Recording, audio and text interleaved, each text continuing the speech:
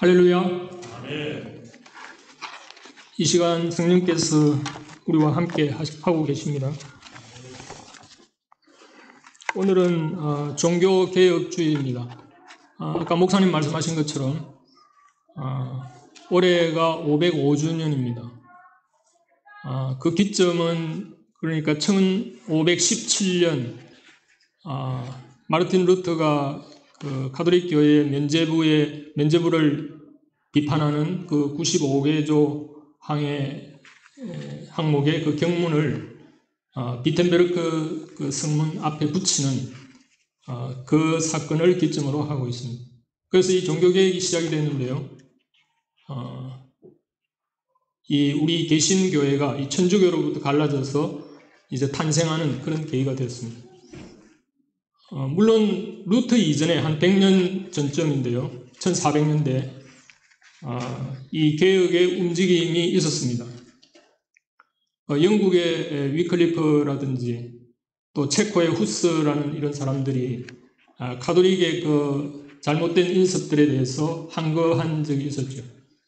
그런데 그 당시에는 바로 그 파문을 로마 가톨릭으로부터 파문을 당하고 이단으로 정죄되어서 처형이 되어버렸습니다. 그런데 그 후 100년 이제 루터 당시에는 다행히도 그 쿠텐베르크의 그 인쇄술이 막 발명이 됐던 시기였습니다. 그래가지고 루터의 사상이 유럽에 이렇게 많이 보급이 됐어요. 그래서 그 루터의 사상을 지지하는 여론이 다수 형성되어 가지고 비록 루터도 이단으로 정죄되고 또 가톨릭으로부터 그 파문을 당하고 또 황제가 그를 추방 명령을 내렸지만 그 밑에 제후들이 그를 보호해 주었습니다. 그래가지고 성에 도피를 추방을 시키지 않고 그 은둔을 시켰죠. 그래가지고 루터가 그 은둔하는 기간 동안 라틴어로 된 성경을 이제 독일어로 번역하는 작업을 했습니다. 그래서 이 종교개혁은 당시에 그 백성들이 성경을 읽을 수가 없었는데, 왜냐하면 라틴어로 된 이러한 성경을 일반 백성들은 접할 수가 없었어요. 근데 이제 지역 언어인 그런 뭐 영국 같으면 영어로 또 루터는 독일어로 이렇게 지역 언어로 번역해서 이 성경 말씀이 많이 보급이 되기 시작했습니다. 그래서 이 성경 말씀의 보급으로 인해서 이 성경의 사상이 이제 중세를 마감시키고 이 근대의 문을 열었다고 해도 과언이 아닙니다. 그래서 이 중세에서 근대로 넘어오는 이 과정은 이 종교개혁이라는 이 사건을 통해서 하나님의 말씀을 온 세상에, 온 백성에게 그 사상이 심어지는 과정에서 이제 중세의 암흑기가 근대의 이 자유, 인권, 민주, 평등 이러한 세상의 문을 연 것이라고 그렇게 말할 수 있겠습니다. 그래서 바로 이 성경 말씀이 얼마나 그 혁명적인 사상을 담고 있었던 것인지 하는 것을 이번 시간에 한번 살펴보고자 합니다. 오늘 읽은 그 성경 본문은 출애굽기와 레위기에도 나오는 구절인데요. 신명기 19장 오늘 읽은 그 말씀 가운데 마지막 절을 한번 보십시오. 거기에 보면 우리가 잘 알고 있는 구절이 나옵니다. 눈에는 눈, 이에는 이, 손에는 손으로, 발에는 발로이니라. 이 동해보복법이라고 해서 아마 여러분들이 잘 아실 겁니다. 우리가 학창시절에 세계사 시간에 이게 함무라비 법전에 나오는 그 동해보복법이라고 알고 있을 겁니다. 그런데 이 모세가 쓴 이 모세오경에 나오는 이 구절은 똑같은 그 함무라비 법전에 있는 구절하고 똑같지만 또 시기적으로도 좀 비슷합니다. 함무라비 법전이 BC 1700년경이고 이 모세오경이 BC 한 1500년경에 씌워졌기 때문에 거의 비슷한 시기인데요. 이 구절이 똑같은 그 동해보복법이지만 그 본질은 좀 다릅니다. 좀 다른 정도가 아니고 완전히 다릅니다. 그러니까 이 함무라비 법전에 나오는 이 바벨로니아의 그 함무라비 법전에 나오는 이 눈에는 눈, 이에는 이라는 것은 이 귀족의 눈은 귀족의 눈길이, 또 평민의 눈은 평민의 눈길이. 그런 동해보복이었어요. 그러나 이 모세오경에 나오는 이 동해보복법은 신분이나 지위 고하를 막론한 그런 법이었어요. 그러니까 이 모세오경의 이 동해보복법이 왜 놀라운 법이냐면요. 이게 종교개혁 이전 시대까지는 역사상 어느 나라에도 이 법이 실현된 적이 없다고 합니다. 우리가 이게 단순한 언뜻 볼 때는 그냥 단순한 복수하는 법처럼 이렇게 보입니다. 그러나 사실은 그런 법이 아니고 이 법이 의미하고 있는 바는 어떤 의미를 가지고 있느냐 하면은 첫째로는 인간은 모두 평등하다라는 사상입니다. 그러니까 신분, 지위, 고하를 막론하고 모든 인간은 동등하다. 왕우장상의 시가 따로 있는 것이 아니다. 그런 의미가 우선 가장 중요한 의미이고요. 그 다음에 두 번째는 이 범죄에 대한 처벌은 그 죄의 영역에 한정시켰다라는 말입니다. 그러니까 대상이 한정되어 있었다라는 말입니다. 이 하무라비 법정 같은 경우는 예를 들면 이제 이런 겁니다. 어떤 A라는 사람이 B라는 사람의 딸을 죽였다고 합시다. 그러면 하무라비 법전에서의 동해보복은 B가 A의 딸을 죽이는 겁니다. 이게 동해보복이었습니다. 다시 말하면 A가 B의 딸을 죽였는데 B가 A의 딸을 죽이는 겁니다. 그 처벌을 하는 거예요. 그러나 모세오경의 이 동해보복은 A가 B의 딸을 죽였으면은 그 B의 딸을 죽인 A가 그 살인의 벌을 받는 거죠. 어느 것이 더 정당합니까? 우리는 지금 생각할 때는 너무도 이 모세오경법이 당연하죠. 죽인 사람이 죽음을 당해야죠. 그 무고한 딸이 왜 죽음을 당합니까? 그러니까 이 동해보복법하고 하무라비 법전의 동해보복법과 모세오경은 완전히 차원이 다른 겁니다. 그 다음에 세 번째는 이 눈에는 눈, 이에는 이라는 것이 뭐냐면은 부당한 복수를 금지시켰습니다. 과거에는 이 종교개혁 이전 시대만 해도 거의 이 약육강식이 지배하던 그런 체제였어요. 이 봉건 질서라는 것이 그런 것이었죠. 그래서 눈 하나를 다치게 하면은 상대방의 눈 두 개를 뽑아버리는 이런 처벌이 난무했던 겁니다. 그런데 모세오경의 이 동해보복법은 모든 인간이 평등하다. 두 번째는 범죄의 처벌은 그 죄의 영역에 한정한다. 그 다음에 세 번째는 부당한 복수를 금지한다. 여러분들 우리가 지금 생각할 때는 너무 당연한 건데 이 법이 실현되는 데는 벌써 3,500년이라는 시간이 지난 시기였다라는 걸 보면은 이 성경의 말씀이 얼마나 놀라운 말씀인지 여러분 한번 생각해 보십시오. 우리나라만 하더라도 조선시대의 예를 들어보겠습니다.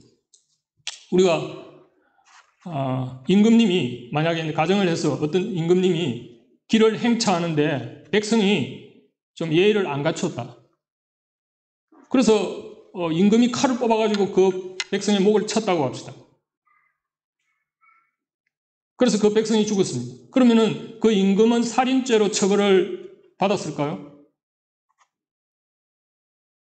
거의 안 받았겠죠. 근데 요즘 만약에 대통령이 길을 가다가 공공장소에서 살인을 했다. 그럼 어떻게 됩니까? 대통령이라도 현행범으로 체포가 됩니다.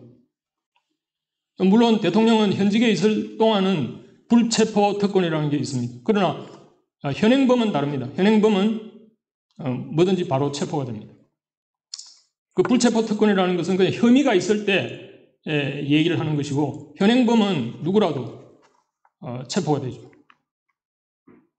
그렇다면 여러분 한번 생각해 보십시오. 얼마나 이 모세오경의 이 법이 놀라운 법인지 이것이 실현되는데 얼마나 오랜 시간이 걸린 건지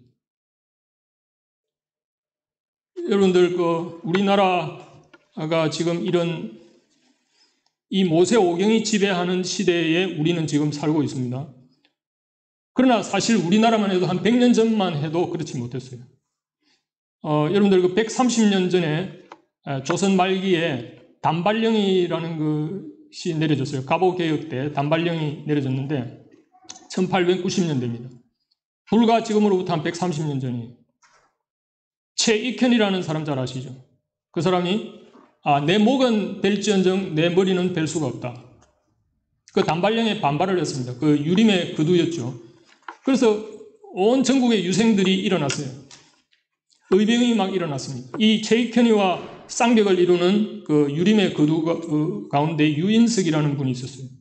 이분이 의병장이 되어서 의병을 지휘했습니다. 그래서 제천이나 뭐 수안보 이런 데서 일본군하고 전투를 벌였습니다. 당시에 이 갑오개혁은 그 친일 내각과 일본이 이렇게 합작을 해서 한 몇십 가지 그 개혁 조항을 내걸었던 겁니다. 그래서 일본군이 그 의병들을 진압하기 위해서 싸웠어요. 그런데 이 유인석 휘하에 김백선이라는 그 의병 지휘관이 있었습니다. 이 김백선은 상민 출신이었어요. 천민 출신의 의병이었는데 아주 용감했다고 합니다. 그래서 지휘관을 하고 있었는데 제천 전투에서 열세에 몰려가지고 자기 직속 상관인 안성우라는 그 양반 지휘관이 있었어요.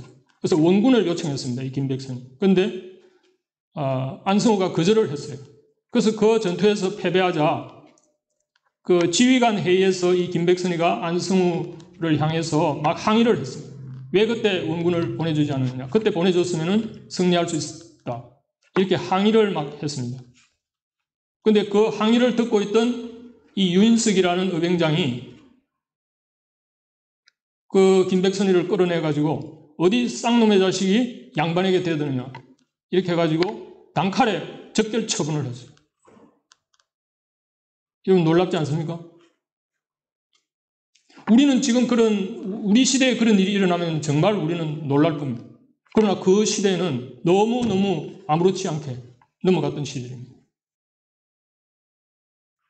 그래서 양반들이 이 노비들을 마음대로 린치하던 그런 시대였어요. 그러니 우리나라만 해도 이런 이 모세오경에 나오는 이런 눈에는 눈, 이에는 이 법이 실현되는 데는 그야말로 이렇게 3,500년이라는 이런 시간이 흘렀다라는 겁니다.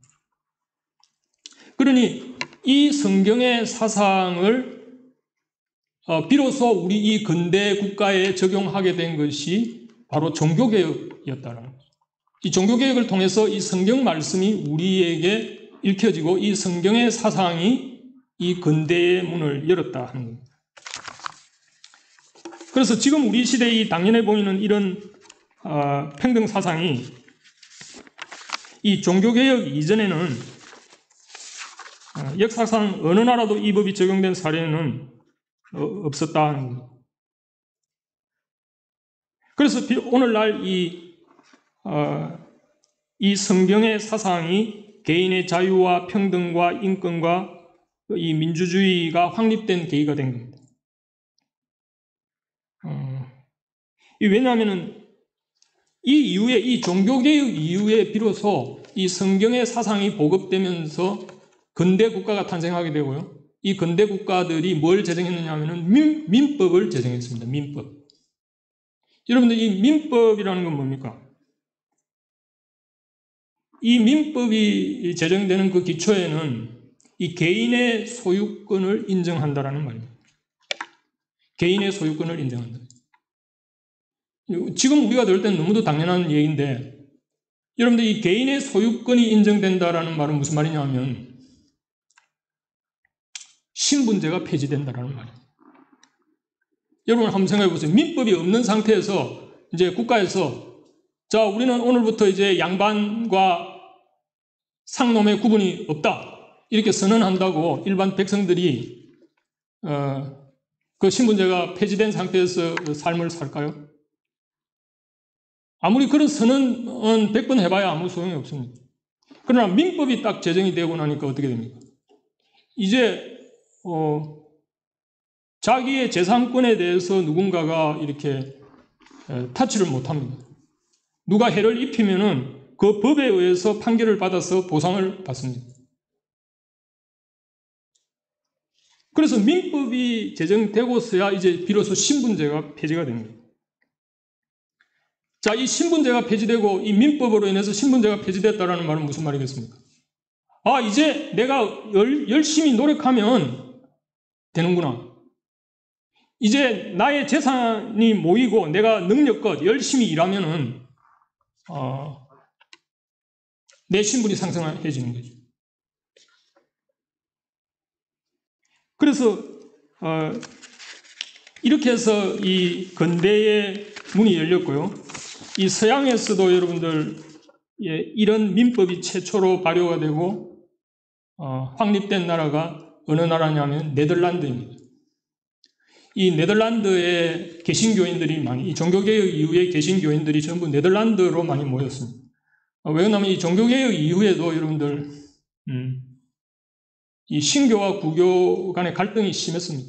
그래서 30년간 전쟁을 했어요. 가톨릭하고 개신교도들하고.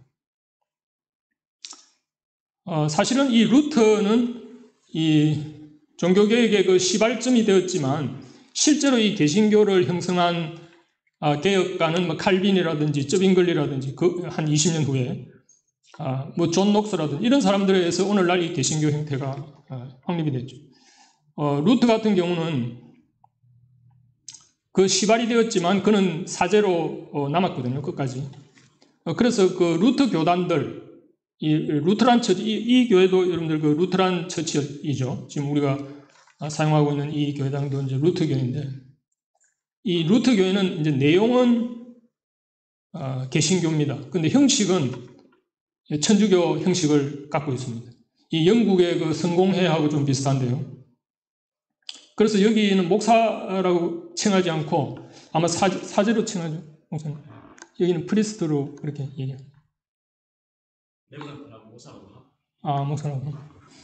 하여튼 이 루터 교회는 그 내용은 우리 개신교하고 똑같습니다. 그러나 어떻든 하여튼 이 종교개혁 이후에도 구교와 신교가 많이 싸웠어요. 그래서 그 전쟁을 피해서 혹은 또 박해를 피해서 모인 장소가 어디냐면 네덜란드였어요.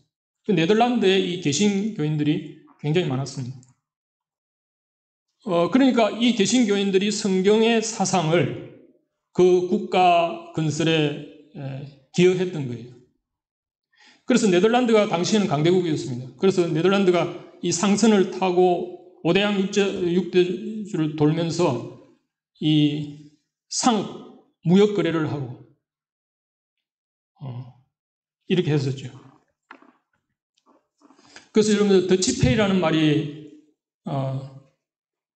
어디서 나왔습니까? 네덜란드 풍습이에요. 더치페이. 이 네덜란드가 일본까지 왔습니다. 17세기인데요. 그 일본의 통상의 문을 열었습니다. 일본 사람들이 그 네덜란드 사람들이 가지고 있는 그 조총에 놀라가지고 그 조총을 연구했죠. 여러분들 일본은 직능사회예요. 직능사회이기 때문에 이런 그 엔지니어라든지 기술자들을 굉장히 우대했습니다. 그래서 존중했죠. 우리나라는 조선은 산업공상이라고 해가지고 상업, 이 장사치 굉장히 하층민으로 분류했습니다. 그러나 일본은 굉장히 이 거래, 통상 여기에 일찍 그 문을 개방했던 겁니다. 우리 조선보다 300년이 앞섰습니다. 300년 차이는 엄청난 차이입니다. 그래서 그 더치페이 문화가 그 일본의 소위 뿜빠이 문화, 지금 뿜빠이라는 말 어르신 분들은 다 아실 거지만 우리는 그걸 싫어합니다. 우리는 그 더치페이, 그 인정머리 없는 풍습으로 우리는 그렇게 싫어하죠. 저도 싫어합니다. 그러나 놀라지 마십시오. 이런 더치페이 뿜빠이 문화가 그 사회를 공정하게 만들어줬어요.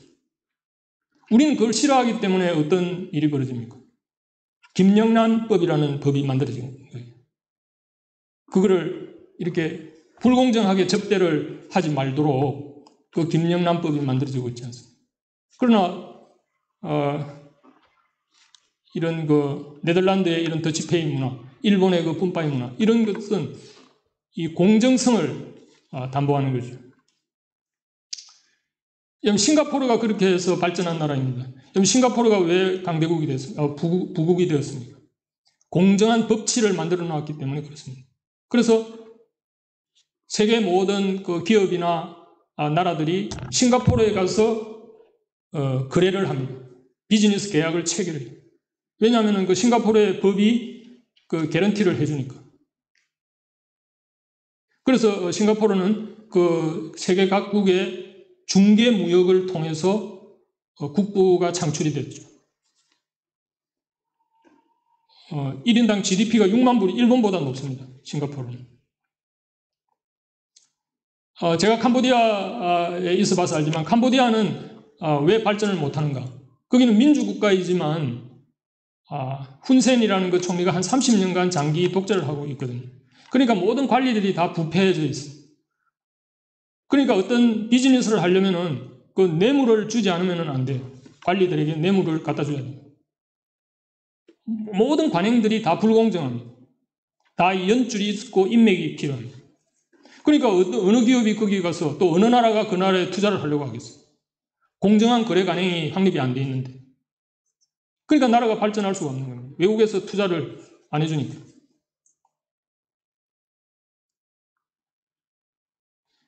그러니까 이런 공정한 법치가 이루어져야지만 그 국가가 발전할 수 있다는 겁니다.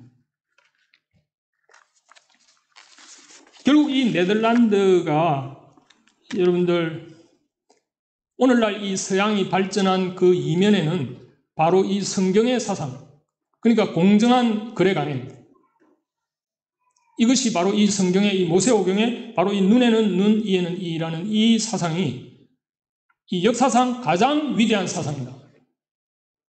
이렇게 말할 수 있을 겁니다. 이것은 저의 말이 아니고 프레이그 유니버시티의 그 데니스 프레이그라는 그분이 한 말이에요. 눈에는 눈, 이에는 이. 역사상 가장 위대한 사상이다. 어떻게 알았을까요? 모세는. 이 공정한 사상이 종교개혁 이전에는 어느 나라도 실현된 적이 없었거든요. 모세는 어떻게 알았겠습니까? 바로 하나님의 계시에, 이 성경 말씀이 하나님의 계시이기 때문에 그런 거죠.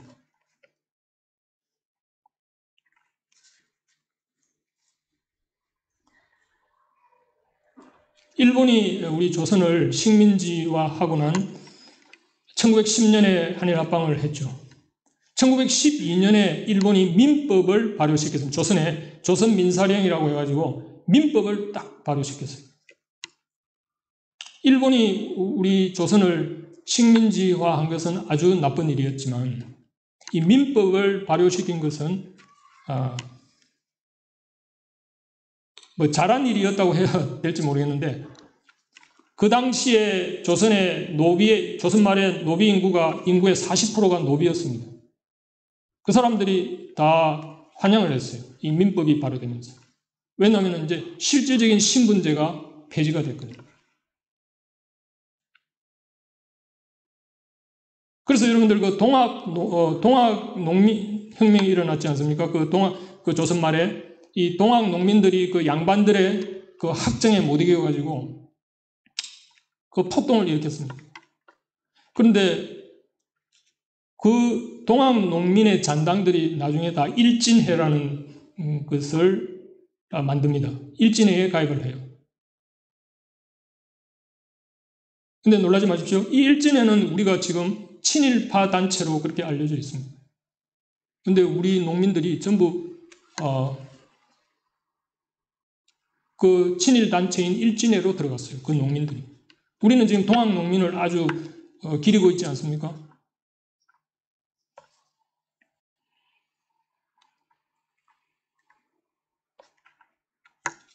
그래서 이 노비들이 그 일본의 그 민법 발효를 환영을 했어요. 실제로 이제 신분제가 폐지됐기 때문에 이 민법이 발효되자 이 노비들, 하층민들은 이제 자기가 노력한 만큼 어떤 재산을 모을 수 있다. 그때부터 이 우리나라 사람들이 부지런해진 겁니다. 조선 말에 그냥 게으름 피우고 담배 피우고 노름하고 할 일이 없어서 남자들이 빈둥거리던 그 조선조 말에 이 일본이 민법을 발효한 이후부터 열심히, 그리고 노비 대부분의 그 하층민들이 크리스찬들이 됐어요. 이 일제시대 때 기독교인들로 바뀌었습니다. 그러면은 몰락한 양반들은 다 어떻게 됐느냐? 대부분 민족주의자가 되거나 독립운동가가 되거나 공산주의자가 되었습니다. 우리나라의 그 몰락한 양반들. 물론 이 독립운동 계통은 두 부류가 있습니다. 민족주의 독립운동 계열이 있고요. 기독교 독립운동 계열이 있습니다. 그 민족주의 독립운동을 한 사람 중에 대표적인 사람이 신채호 같은 사람이에요. 이분도 이제 무장투쟁을 주장한 분인데요. 그러나 기독교 독립운동을 한 사람은 대표적인 게 이승만 같은 분이죠. 결국은 이 기독교 독립운동 계통이 오늘날 우리 이 자유민주주의 대한민국을 건설한 계통이 된 거죠. 그 당시에 몰락한 양반들은 대부분은 이제 일제시대 때 일본에 저항했습니다. 그 아주 일제시대, 조선조까지 노비들을 학대하던, 린치하던 그런 사람들이 민족주의자가 되고 공산주의자가 되고 독립운동을 주로 했어요. 그러나 그 사람들의 독립운동은 뭐냐면은 왕정복고였습니다. 이 조선을 연장시키려고 한 것이죠. 그 독립이죠. 자유 대한민국이 아니었어요. 그러나 기독교 독립운동가들은 이승만은 알았죠. 조선으로 다시 돌아가서는 안 된다. 조선 왕정복고가 돼서는 안 된다. 그런 신분제 사회가 돼서는 안 된다. 자유민주주의 국가가 돼야 된다. 그렇게 해서 남한은 자유민주주의 국가가 됐죠. 그러나 민족주의 계통이나 공산주의 계통은 왕정복고를 주장했고 결국 해방 후에 북한은 왕정이 복고가 됐죠. 지금도 북한은 국호를 쓰고 있어요. 그리고 세습이 되고 있죠. 왕이 세습되듯이 김일성, 김정일, 김정은으로 이렇게 세습이 되고 있는 왕정복고가 이루어졌던 겁니다. 그래서 이 조선조의 그 하층민들이 기독교를 많이 이제 받아들이고 기독교인들이 많이 됐습니다. 이 사람들이 이제 열심히 나도 열심히 일하면은 잘 살 수 있겠구나. 내 신분이 이제 이 세상에서 펼쳐질 수 있겠구나. 그래서 자식들만은 다시는 이 노비의 신분을 물려주지 않겠다고 그 교육열이 그렇게 우리 한국 사람들이 그렇게 교육열이 높은 이유가 거기에서 온 겁니다.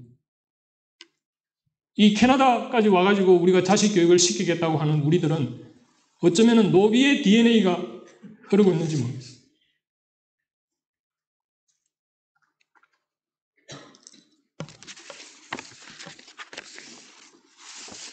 그래서 결론적으로 말하면 그런 겁니다. 이 종교개혁을 통해서 이 성경의 사상은 바로 이 근대적 개인의 문을 열어놓은 거예요. 이 근대적 개인이라는 말이 굉장히 중요합니다. 이게 성경의 사상에서 나온 것이죠.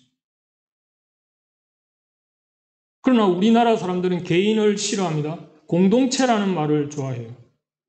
그게 이제 개인과 개인주의를 혼동해서 그런 건데요.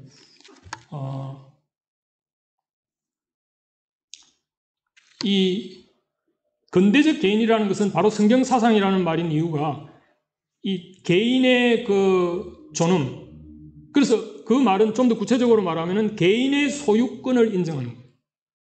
그 민법의 기초가 된 것이 바로 개인의 소유권이에요.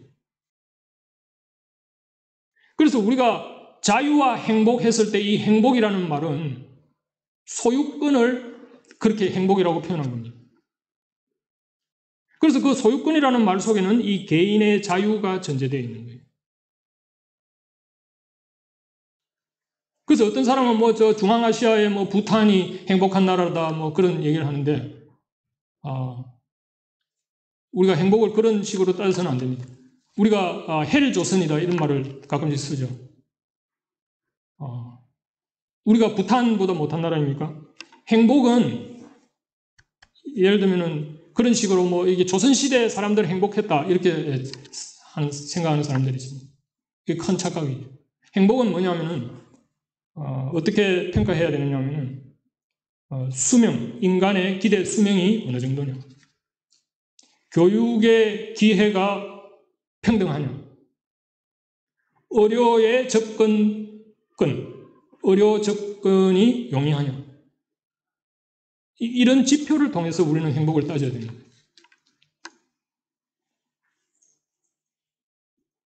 누가 한국을 헬조선이라고 이렇게 얘기합니까?